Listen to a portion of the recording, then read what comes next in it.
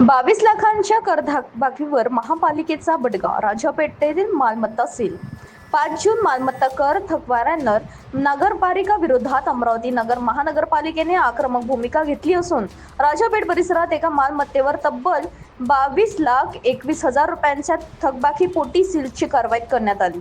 महानगरपालिकेत आयुक्त वर्षा नड्डा यांच्या निर्देशनानुसार सुरू असलेल्या विशेष वसुली मोहिमेअंतर्गत मध्य झोन क्रमांक 2 मधील वॉर्ड B5 येथील मालमत्ता क्रमांक 1390-1390-1 वर ही कारवाई करण्यात आली. संबंधित मालमत्ता कर धारकांमध्ये दीर्घकाळापासून मालमत्ता करांची मोठी थकबाकी प्रलंबित होती.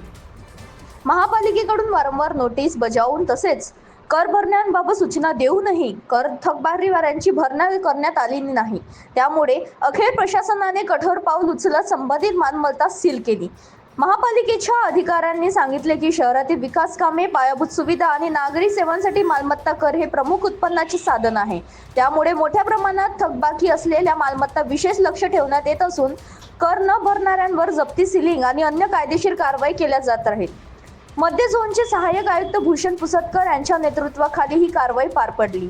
यावेळी सहाय्यक क्षेत्रीय अधिकारी नर्मद चव्हाण, निरीक्षक फैयाज खान तसेच वसुली विभागातील कर्मचारी उपस्थित होते. दरम्यान मालमत्ता कर थकबाकीदारांनी तात्काळ करांच्या भरणा करावा, अन्यथा सीलिंग आणि जप्तींसारख्या कठोर कारवायांना समोर जावे लागेल असा इशारा महानगरपालिकेच्या प्रशासनाने दिला आहे.